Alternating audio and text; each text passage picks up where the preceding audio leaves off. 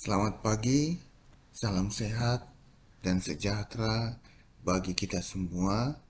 Kembali lagi kita berjumpa di dalam Renungan Harian Toraya, edisi Selasa 21 Juni 2022. Pembacaan kita pada hari ini dari Efesus 2 ayatnya yang ke-11 sampai yang ke-22. Mari kita berdoa.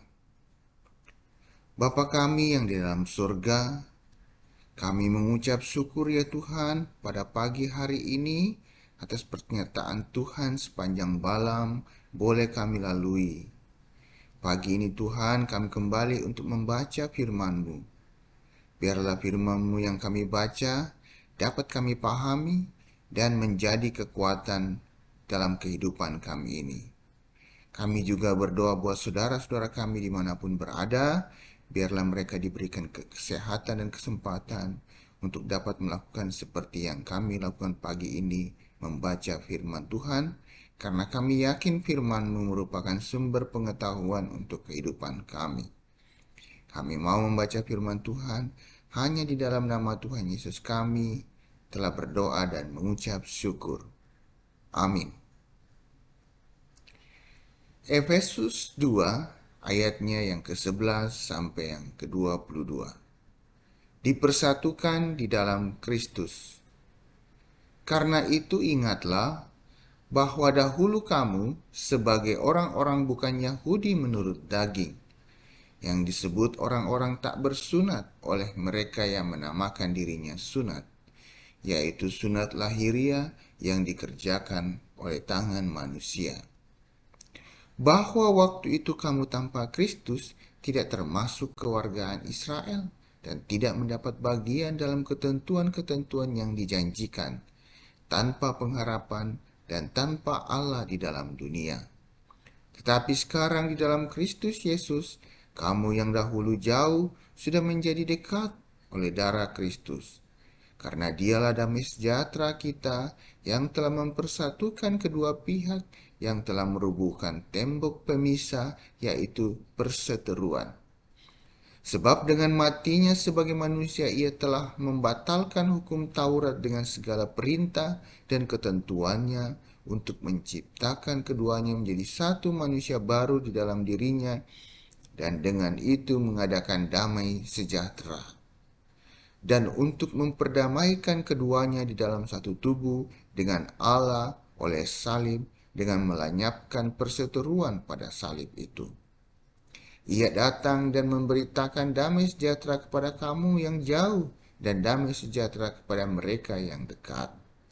Karena oleh Dia kita kedua pihak dalam satu roh beroleh jalan masuk kepada Bapa.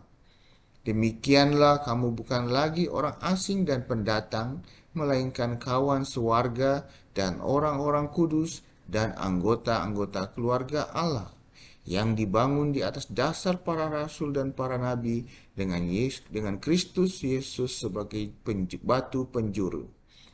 Di dalam Dia tumbuh seluruh bangunan rapi tersusun menjadi bait Allah yang kudus di dalam Tuhan. Di dalam Dia kamu juga turut dibangunkan menjadi tempat kediaman Allah di dalam Roh. Amin. Tema kita pada hari ini, persekutuan yang utuh, kasih pulungan sang kalebu telang. Sifat membeda-bedakan masih sering menjadi persoalan dalam hidup manusia, dan akibatnya adalah perseteruan. Keutuhan jemaat kadang-kadang terganggu karena ada yang merasa lebih benar, lebih penting, lebih berkuasa, lebih berjasa, atau dan lain-lain. Yang disebut gereja adalah orang percaya. Dengan demikian yang gereja adalah setiap anggota jemaat. Gereja artinya persekutuan orang-orang yang dipanggil dari kegelapan kepada terang Allah yang ajaib. Jadi kalau dikatakan orang-orang berarti jemaat itu terdiri dari beberapa atau banyak anggota, dan tentu berasal dari berbagai latar belakang. Namun dalam kepelbagaian latar belakang itu, semua telah berada di dalam satu persekutuan yang utuh, Seperti yang tertulis dalam 1 Korintus 12 ayat 27 dikatakan, kamu semua adalah tubuh Kristus dan kamu masing-masing adalah anggotanya. Kasih Allah dalam Kristus adalah kasih yang mempersatukan. Manusia yang sudah jauh dari Allah karena dosa telah dipersatukan kembali di dalam Dia. 1 Korintus 12 ayat 3 menuliskan, sebab dalam satu roh kita semua, baik orang Yahudi maupun orang Yunani, baik budak maupun orang merdeka, telah dibaptis menjadi satu tubuh, dan kita semua diberi minum dari satu roh. Gereja dipanggil untuk menjadi alat Tuhan dalam rangka menyaksikan kasih Kristus terhadap dunia ini, dan dalam rangka kesaksian itu, gereja perlu memelihara dan merawat keutuhan persekutuan sehingga dapat menjadi teladan bagi dunia. Keutuhan persekutuan merupakan kekuatan bagi umat Allah dalam menghadapi berbagai tantangan. Karena dengan persekutuan kita dapat saling menopang, mengasihi, dan peduli satu dengan yang lain demi terwujudnya satu keluarga Allah yang hidup dalam damai sejahtera. Amin. Mari kita berdoa. Tuhan Allah Bapa kami di dalam surga, puji syukur atas kebenaran firman-Mu yang telah ditaburkan pada pagi hari ini. Kiranya melalui firman-Mu ini, kami mampu memahami dan terlebih melaksanakan dalam kehidupan kami sehari-hari. Tuhan, jika sekiranya ada dari anak-anak-Mu yang lalai, Tuhan ingatkan dan bawa tuntun mereka ke jalan yang seturut dengan kehendak-Mu. Tuhan Bapa kami dalam surga, kami akan memulai aktivitas kami di hari ini.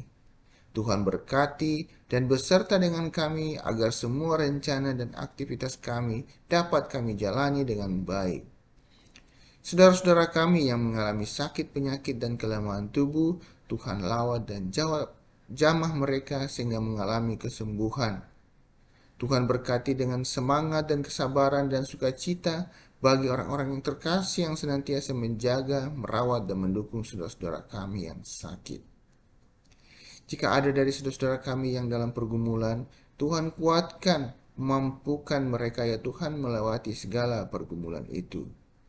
Bagi saudara-saudara kami yang bersukacita mengalami kesuksesan, Tuhan berkati mereka dan biarlah mereka dapat bersukacita dan senantiasa bersyukur. Tuhan, kami juga berdoa bagi saudara-saudara kami yang berulang tahun.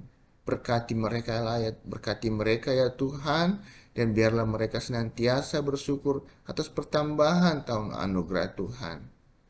Kami juga teringat kepada orang-orang tua kami yang berusia lanjut. Tuhan kuatkan mereka dan hiburkan di masa-masa usia indah mereka. Tuhan ampuni segala salah dan dosa kami, sempurnakanlah dan dengarkanlah doa kami yang kami bawa di dalam nama anak-Mu Yesus Kristus, yang itulah Tuhan dan Juru Selamat kami yang hidup. Amin. Demikianlah renungan harian Toraya pada pagi hari ini. Selamat menjalani aktivitas kita. Kurre sumanga, Tuhan Yesus memberkati.